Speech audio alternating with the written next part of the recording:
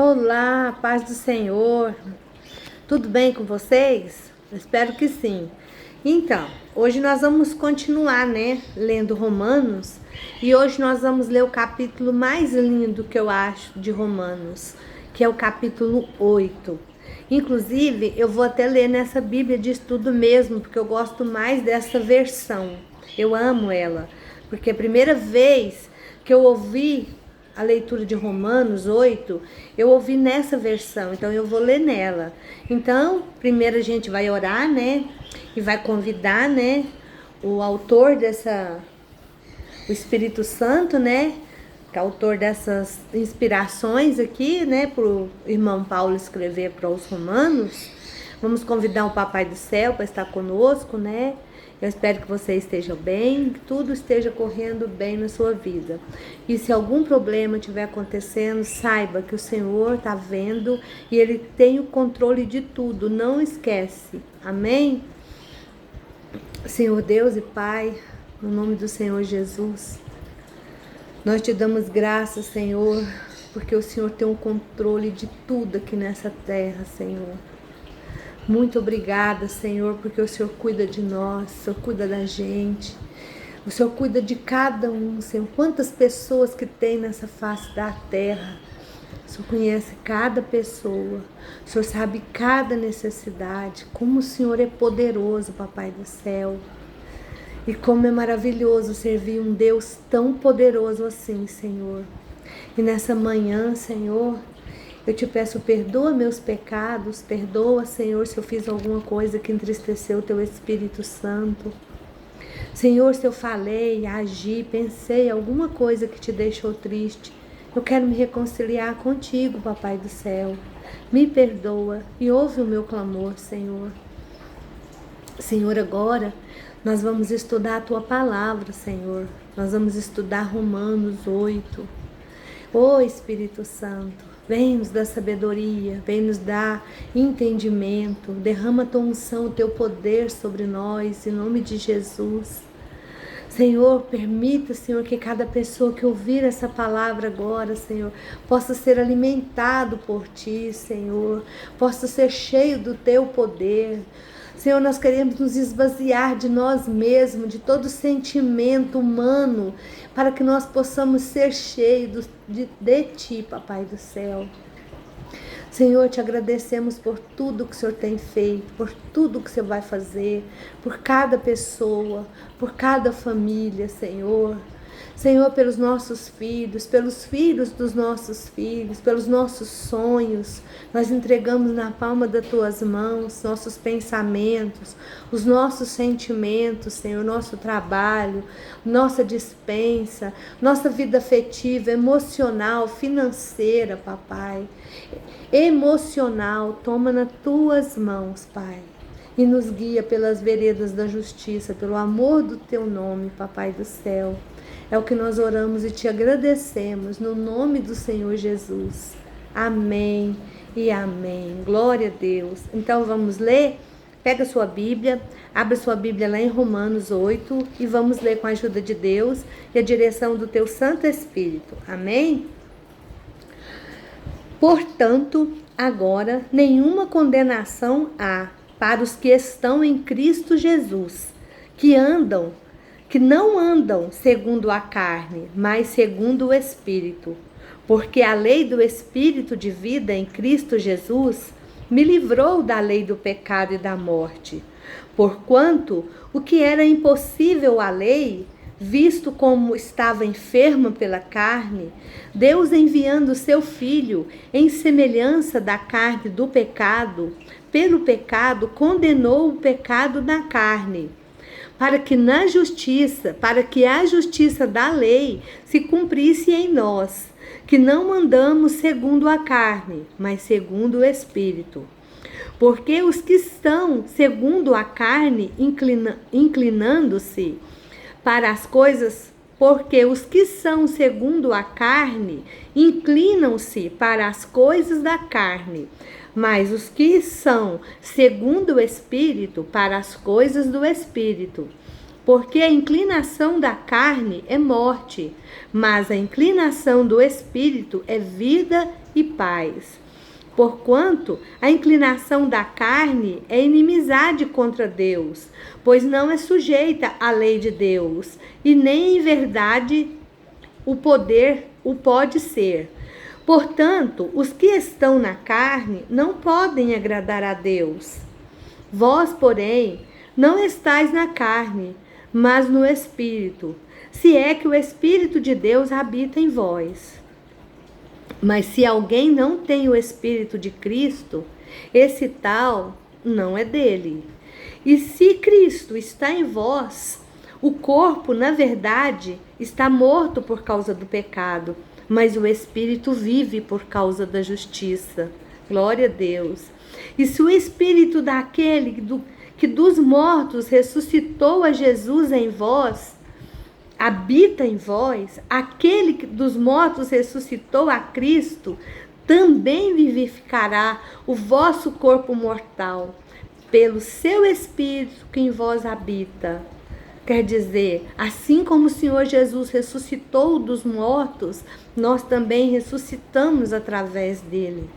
De maneira que, irmãos, somos devedores, não à carne para viver segundo a carne. Porque se viverdes segundo a carne, morrereis. Mas se pelo Espírito mortificardes as obras do corpo, vivereis. Porque todos os que são guiados pelo Espírito de Deus, estes são filhos de Deus. Porque não recebemos o espírito de escravidão para outra vez estardes em temor, mas recebeste o espírito de adoção de filhos, pelo qual clamamos, Abba, Pai. O mesmo Espírito testifica com o nosso espírito que somos filhos de Deus.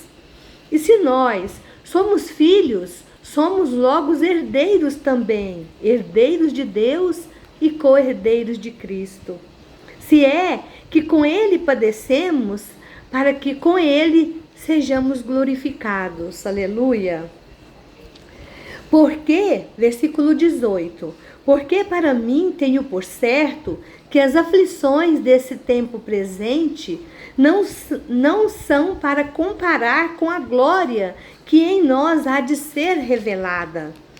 Porque a ardente expectação da criatura espera a manifestação dos filhos de Deus. Porque a criação ficou sujeita à vaidade, não por sua vontade, mas por causa do que a sujeitou, na esperança de que também a mesma criatura será libertada da escravidão da corrupção, para a liberdade da glória dos filhos de Deus. Porque sabemos que toda a criação geme e está juntamente com dores de parto até agora. E não só ela, mas nós mesmos, que temos as primícias do Espírito, também gememos em nós mesmos, esperando a adoção, a saber, a redenção do nosso corpo. Porque em esperança somos salvos. Ora, a esperança que se vê não é a esperança, porque o que alguém vê, como o esperará? Mas, se esperamos o que não vemos, com paciência o esperamos. E da mesma maneira, também o Espírito ajuda as nossas fraquezas, porque não sabemos o que havemos de pedir como convém. Mas o mesmo Espírito intercede por nós com grandes gemidos inexprimíveis. E aquele que examina os corações sabe qual a intenção do Espírito. E é ele que, segundo Deus, intercede pelos santos. E sabemos que todas as coisas contribuem juntamente para o bem daqueles que amam a Deus, daqueles que são chamados para o seu decreto. Porque os que dantes conheceu, também os predestinou para serem conformes à imagem de seu Filho, a fim de que ele seja o primogênito entre muitos irmãos. E aos que predestinou, a esses também chamou, os que o chamou, a esses também justificou. e aos que justificou a estes, também glorificou. 31. Que diremos, pois, a estas coisas? Se Deus é por nós, quem será contra nós? Aquele que nem mesmo seu próprio filho poupou, antes o entregou por todos nós, como nos não dará também com ele todas as coisas? Quem tentará acusação contra os escolhidos de Deus? É Deus que os justifica. Quem os condenará? Pois é Cristo quem morreu, ou antes, quem ressuscitou dentre os mortos, o qual está à direita de Deus e também intercede por nós. Quem nos separará do amor de Cristo? A tribulação, ou a angústia, ou a perseguição, ou a fome, ou a nudez, ou o perigo, ou a espada? Como está escrito, por amor a ti somos entregues à morte todos os dias. Fomos reputados como ovelhas para o matadouro.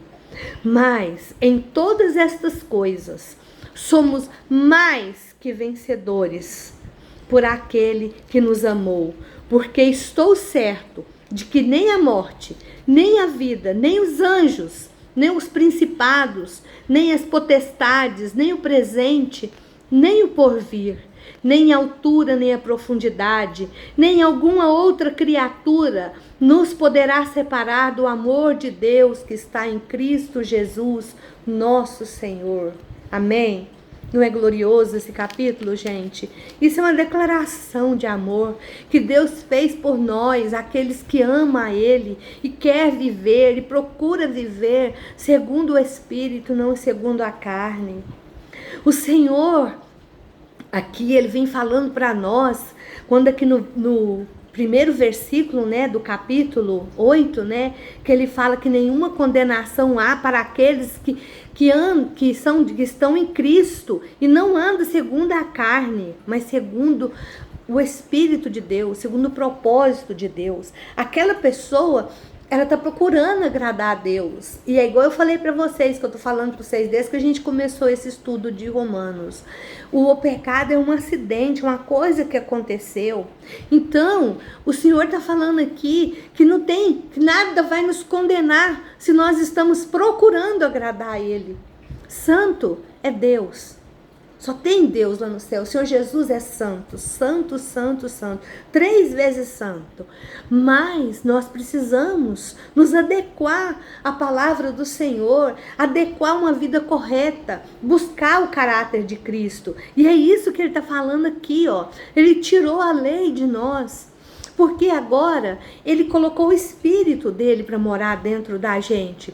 E se o Espírito Santo mora dentro de nós, ele, como o Senhor Jesus falou, que ele está conosco todos os dias, que ele ia ensinar para nós o caminho que nós devíamos seguir, ia trazer a memória o que nós tínhamos que lembrar. Por quê?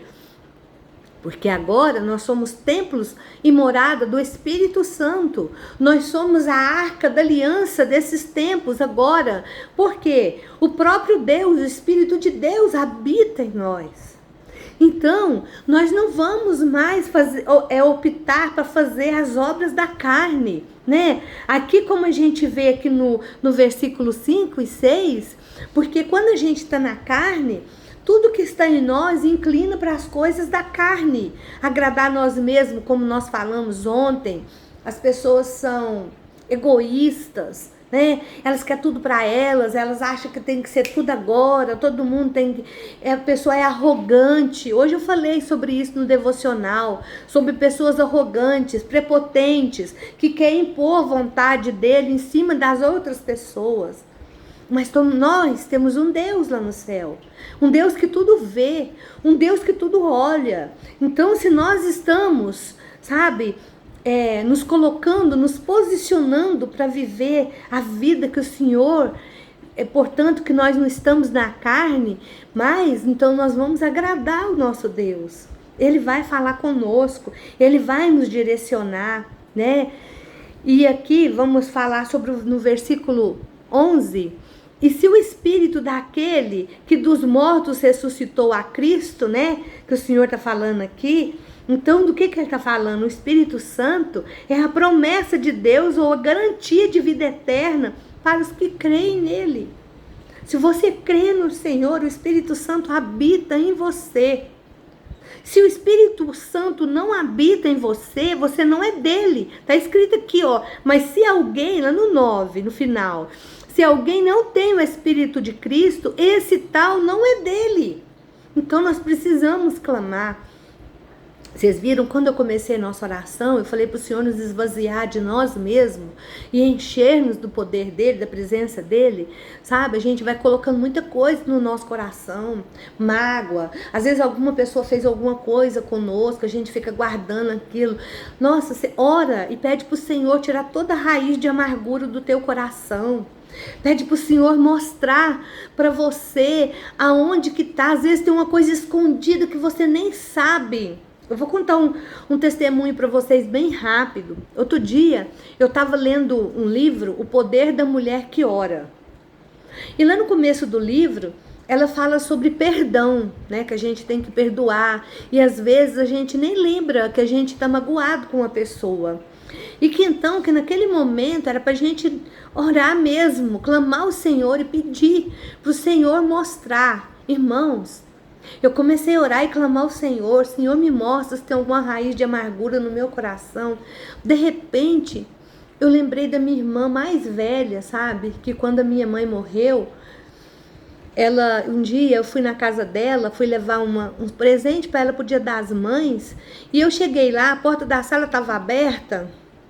E eu escutei ela falando no telefone, mas é porque ela também estava ferida, ela também estava machucada, ela também tinha perdido a mãe. Mas naquele momento eu não entendi isso.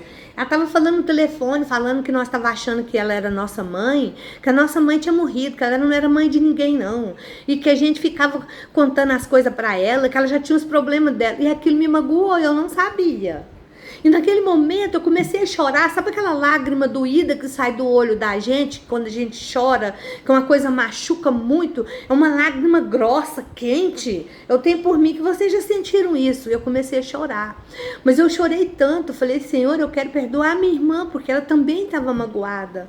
Ela também estava sofrendo. E eu falei isso para ela, eu conversei com ela, fui na casa dela e falei com ela, gente, eu sarei.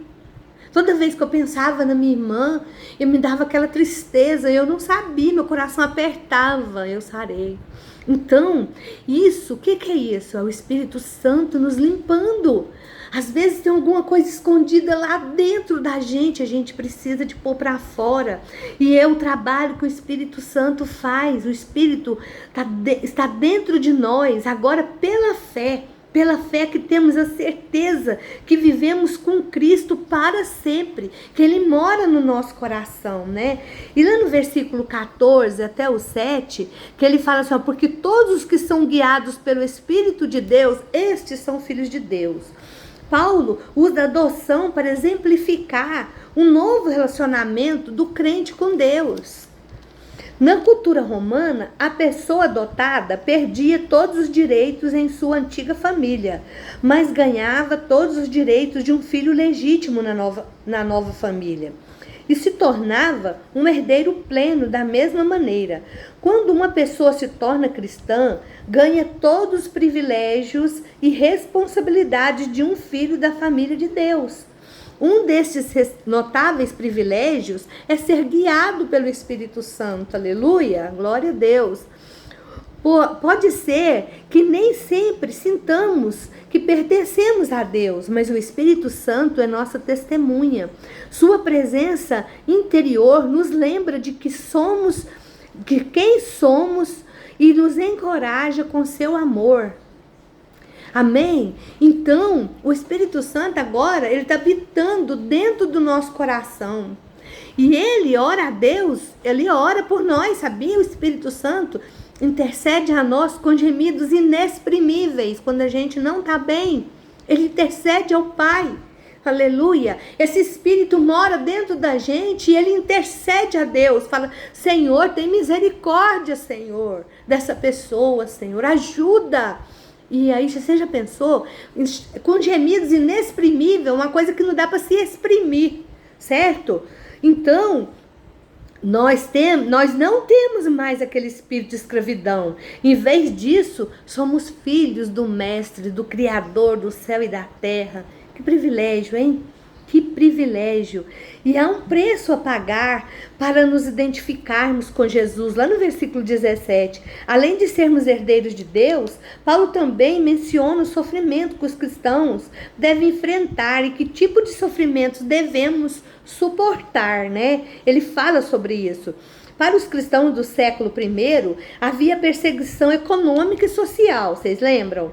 Nós também devemos pagar um preço por seguirmos Jesus. Em muitas partes do mundo de hoje, os cristãos enfrentam pressão tão severa quanto aquelas que foram enfrentadas pelos primeiros seguidores de Cristo. Mesmo em lugares onde o cristianismo é tolerado ou encorajado, os cristãos não devem se tornar complacentes, viver como Jesus viveu, servindo os outros, abrindo mão do próprio direito, resistindo às pressões para viver em conformidade com o mundo. Sempre exige um preço. Mas nada do que sofremos poderá se comparar ao grande preço que Jesus pagou, dando a vida dele por nós lá na cruz. Amém? E aí no versículo, deixa eu ver aqui, 19, deixa eu ver o que fala. 19 ao 22, os cristãos veem o mundo como ele é, fisicamente decadente e espiritualmente infectado pelo pecado. Mas os cristãos não precisam ser pessimistas, porque têm esperança na glória futura. Eles esperam um novo céu e a nova terra que Deus prometeu, e esperam a nova ordem de Deus que libertará o mundo do pecado, da doença e do maligno. Enquanto isso, os cristãos andam com Cristo no mundo, onde curam tanto os corpos como as almas das pessoas e combatem os efeitos malignos do pecado do mundo. Amém? Nós somos instrumentos do Senhor aqui na terra. Amém? Nós levamos a palavra do Senhor, a paz do Senhor, que excede todo entendimento. Quando a gente ora com alguém, a gente ajuda alguém, sabe? A gente leva um conforto para a pessoa, que a gente faz alguma coisa para o Senhor. Então, nós ressuscitaremos, lá no versículo 23, fala sobre isso, com corpos glorificados, aleluia, semelhantemente ao corpo de Cristo. O que seria um corpo glorificado? Lembra que Cristo, quando ele estava vivo, andando aqui com os discípulos, ele podia estar só em um lugar, né? Em corpo físico. Mas quando ele ressuscitou, o corpo dele foi glorificado. Lembra que ele apareceu para Maria? Ele apareceu para os irmãos que estavam no caminho de Emaús. Ele foi na mesma hora, ele estava em outro lugar, porque o corpo dele era glorificado. Aleluia! Então, um corpo que Cristo tem agora. Nós temos um gosto antecipado. Primeira parte, ou a primeira entrega da glória futura do Senhor, é a presença do Espírito Santo, que a gente pode sentir, né? Então, a presença do Espírito Santo é tão forte que um dia eu fui num culto e estava pedindo para o Senhor me visitar. O Senhor estava passando por uma luta muito grande e de repente o Senhor começou a me visitar e eu comecei a ver lá no altar assim um irmão pregando, uma luz muito grande, parecendo que o irmão estava pegando fogo. E o Senhor me visitando muito, eu falei, Senhor, para que eu tô com medo. Agora vocês veem, gente, vocês acreditam que eu fiz isso? Eu fiz. Nosso corpo de carne não está preparado para o poder que Deus vai dispensar sobre nós. Amém? E aí no versículo 24 ao 25, é natural que os filhos contem aos pais, ainda que às vezes os pais não cumprem suas promessas. Mas o nosso Pai Celestial nunca faz uma promessa que ele não vai poder cumprir. Apesar disso, seu plano pode demorar mais do que esperamos. O que estamos esperando? O que você está esperando do Senhor? Pode demorar um pouco, mas o Senhor vai cumprir a promessa dele na sua vida. Nossos corpos, novos corpos, um novo céu, uma nova terra, um descanso, uma recompensa, onde eu não vou sentir mais dor. Eu falo para todo mundo, eu sou interesseira. Eu sirvo a Deus porque eu não quero mais sentir dor. sabe? Eu não quero sentir dor, nunca mais. E então eu sou interesseira. E a gente vai continuando, e aqui no versículo 28, deixa eu ver, 28. Deus trabalha em nós de todas as coisas, não apenas incidentes isolados para o nosso bem. Isso não quer dizer que tudo o que acontece é bom. Às vezes acontece alguma coisa mal. Mas o que acontece? Todas as coisas cooperam para o bem daqueles que amam a Deus. Como assim? Aconteceu um problema, a gente passou por uma luta, mas naquela luta Deus vai tirar alguma coisa de bom, você pode ter certeza que vai. E lá no versículo, como o nosso tempo está acabando, eu vou passar lá para o versículo 30 até o 34. Você já pensou que como você não é suficientemente bom para Deus, Ele não salvará você? Você já teve esse pensamento? Você já sentiu que a salvação é para todas as pessoas, exceto você? Então, esses versículos são especialmente para você, se você tem esse pensamento. Se Deus deu o Filho dele por amor a você, a mim, Ele não reterá o dom da salvação de você, pode ter certeza. Se Cristo deu a sua vida por você, por mim, Ele não recuará agora, não. Ele não vai desistir de fazer um milagre na tua vida, uma obra, não. Ele não vai recuar de jeito nenhum. Então, não recuse nada que você... Não recuse nada que Deus vai fazer na sua vida, porque Deus vai mudar a nossa vida. A partir do momento que a gente encontra com Deus, Ele não vai recusar nada de que Ele precisa fazer na sua vida para te salvar. Pode ter certeza. A carta aos Romanos é mais que uma explicação teológica da graça redentora de Deus. Isso aqui é muito claro. O Senhor aqui está falando muito claro. E Paulo, lá no versículo 34, ele diz que Jesus está intercedendo por nós no céu. Deus nos absolveu, removeu nossos pecados, a nossa culpa, e por isso é que Satanás e não Deus quem nos acusa. Deus não está nos acusando. E quando ele faz isso, Jesus, o nosso advogado, quando o inimigo nos acusa, arruma um prato para nos derrubar, para fazer alguma coisa, para fazer a gente pecar, o Senhor Jesus está lá intercedendo por nós. A destra de Deus, quer dizer, a direita, sentada à direita do Pai, intercedendo, fala: Pai, eu dei a minha vida por essa pessoa.